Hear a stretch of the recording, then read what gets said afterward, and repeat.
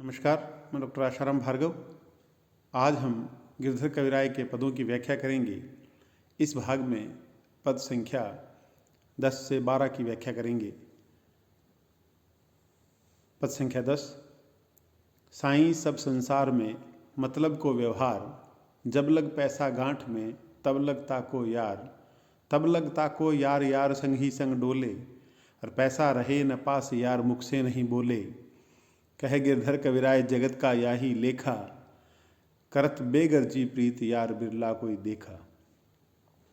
जैसा कि आप सभी जानते हैं, गिरधर कविराय के पदों में नीति संबंधी बातें कही गई है। इस पद में भी उन्होंने बेगर्जी प्रीत अर्थात निस्वार्थ प्रीत के महत्व को बताया है। इस पद में गिरधर कविराय बताते हैं कि इस संसार में सभी संबंध स्वार्थ के ही हैं। इस संसार में बिना स्वार्थ के कोई किसी व्यक्ति से मतलब नहीं रखता।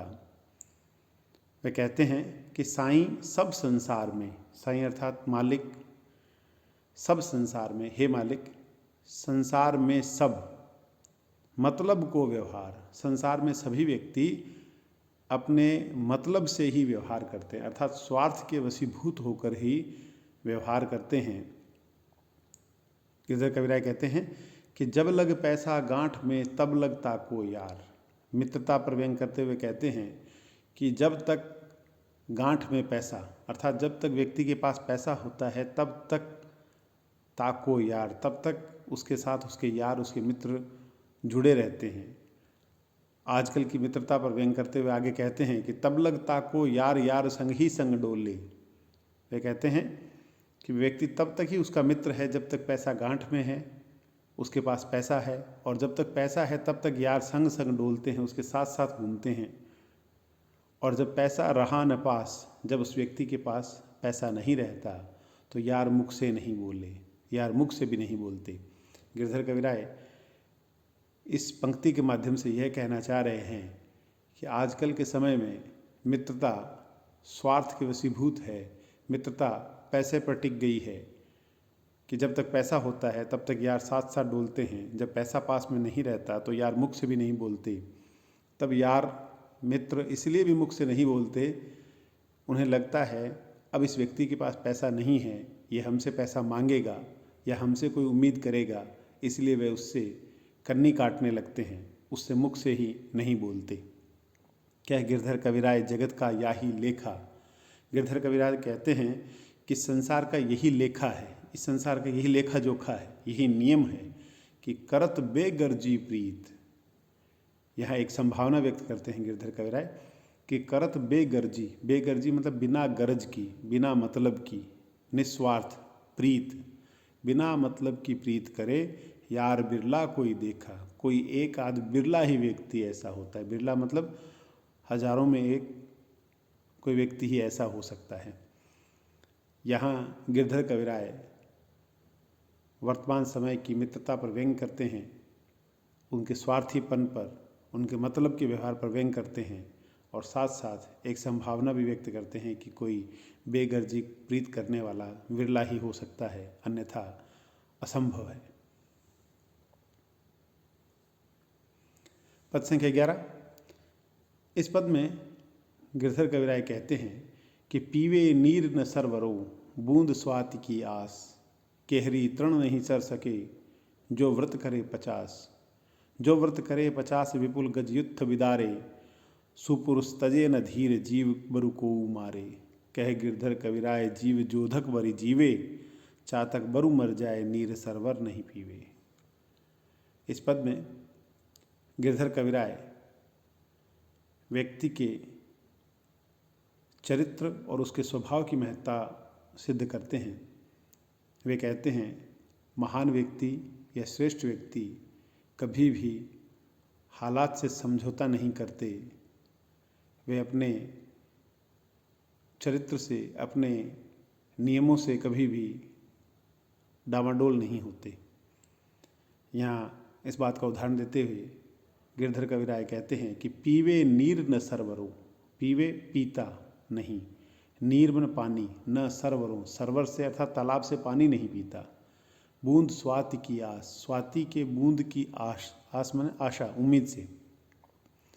जैसा कि एक मान्यता है कि चातक पक्षी स्वाति के नक्षत्र में ही, बादलों की बारिश से ही पानी पीता है, वह तालाब नदी आदि का पानी नहीं पीता। उसी की महत्ता सिद्ध करते हुए गिरधर कविराय कहते हैं कि पीवे नीर न सरवरों, वह सरवर का, तालाब का पानी नहीं पीता। किस उम्मीद से? बूंद स्वाति की आस, स्वाति की बूंद की उम्मीद से, आस से। उसी प्रकार केहरी तृण नहीं चरी सके, केहरी अर्थात सिंह। शेर जो है वो तिनके नहीं चर सके, वह तिनके नहीं खाता। शेर घास नहीं खाता, तृण अर्थात तिनके, नहीं चर सके मैंने चर नहीं सकता। जो व्रत करे 50, जो व्रत करे 50, चाहे उसे 50 व्रत करना पड़े, अर्थात उसे 50 दिन भूखा रहना पड़े, फिर भी शेर कभी घास नहीं खाता।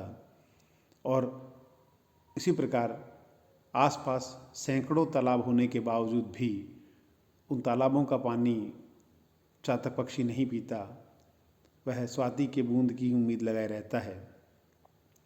इसी प्रकार इस पद को आगे बढ़ाते हुए गिरधर कविराय कहते हैं कि जो व्रत करे 50 विपुल गथ युद्ध विदारे। उनके अनुसार सिंह जो है, शेर जो है, वह 50 व्रत करने के बावजूद भी, 50 दिन भूखा रहने के बावजूद भी घास नहीं खाता। और उसके साथ साथ इतना भूखा रहने के बावजूद वह विपुल मने बहुत सारे, गज मने हाथियों के, युद्ध मने समूह को, विदारे मने विदीर्ण कर देता है, भगा देता है। कहने का तात्पर्य यह है, शेर घास नहीं खाता, हालात से समझौता नहीं करता, उसके स्वभाव में ही यह बात है कि वह 50 दिन भूखा रहने के बावजूद हाथियों के समूह को ही विदीर्ण कर सकता है, भगा सकता है। उसी प्रकार सुपुरुष तजे न धीर, सुपुरुष मतलब श्रेष्ठ पुरुष, अच्छे लोग, तजे न धीर, धीर मन धीरज नहीं, तजे मन त्यागते, वो धैर्य को नहीं त्यागते। जीव बरु कोऊ मारे, जीव बरु, बरु मन चाहे कोऊ मारे, चाहे कोई उनको मार दे, चाहे उनको उनके प्राण हरण कर ले, लेकिन वो अपने धैर्य को नहीं त्यागते।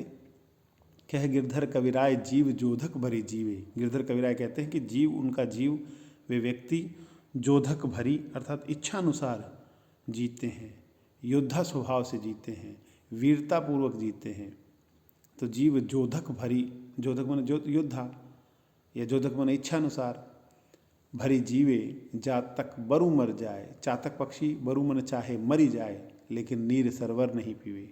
वह चातक पक्षी चाहे मर जाए लेकिन कभी भी तालाब का पानी नहीं पीता।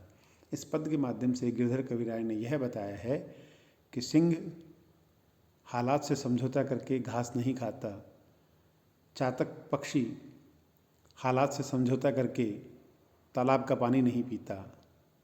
उसी प्रकार श्रेष्ठ पुरुष कभी भी हालात से समझौता करके मृत्यु के भय से अपने धैर्य को नहीं त्यागते हैं और वह अपनी इच्छानुसार वीरतापूर्वक जीते हैं। पद संख्या 12। नारा कहे नदीन सन, हम तुम सब एक समान, कछु हम तुम सन अधिक है, अधिक हमारो मान। अधिक हमारो मान ताहि तब बरखा आए, बरसे नीर झराझर बने उबार न पाए। कह गिरधर कविराय सुनो हो भाई पारा, समय परे की बात नदी कहने सिखवे नारा। इस पद में गिरधर कविराय ने समय की महत्ता प्रदर्शित की है।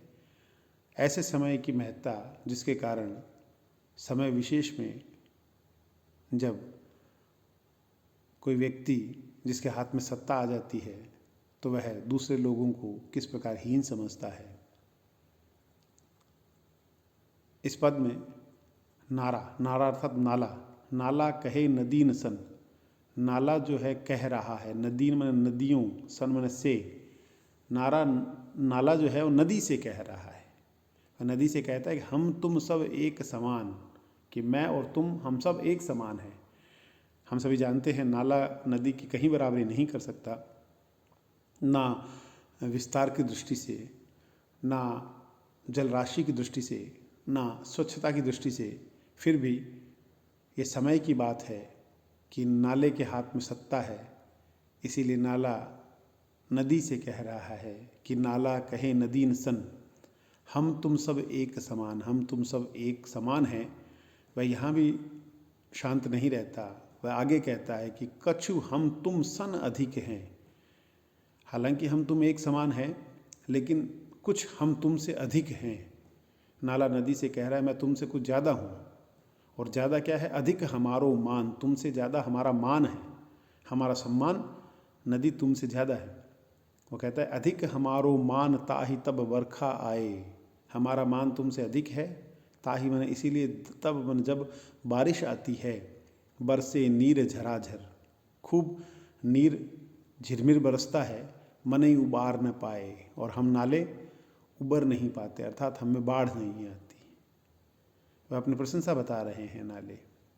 कह गिरधर कविराय सुनो हो भाई पारा, गिरधर कविराय कहते हैं हे भाइयों सुनिए, ये समय पड़े की बात, ये समय की बात है। नदी कह सिखवे नारा, नदी को नाला सिखा रहा है। समय का महत्व प्रदर्शित किया गया है। जब भारतेंदु हरिश्चंद्र ने अंधेर नगरी नाटक में ही इसी प्रकार के सत्तासीन व्यक्तियों पर व्यंग्य किया है, जिनके हाथ में सत्ता आने पर मूर्ख व्यक्ति जैसा निर्णय करेगा, जनता उसे मानने पर मजबूर हो जाती है और वह अपनी महत्ता सिद्ध करता है। इस पद में भी गिरधर कविराय ने वही भाव व्यक्त किया है कि एक नाला समय पड़ने के बाद, नाले का समय आ गया है, नाला महत्वपूर्ण हो गया है, इसीलिए नदी को सिखा रहा है और नदी को कह रहा है कि मेरा मान तुमसे ज़्यादा है। और इसलिए ज़्यादा है क्योंकि बारिश आने पर भी मने उबार न पाए, हम उबर नहीं पाते हैं। कहे गिरधर कविराय सुनो हो भाई पारा, समय परे की बात नदी कहे सिखवे नारा। इस प्रकार इस पद में गिरधर कविराय समय का महत्व बताते हैं और ओछे व्यक्ति के हाथ में सत्ता आ जाने के दुष्परिणामों का चित्रण करते हैं। धन्यवाद।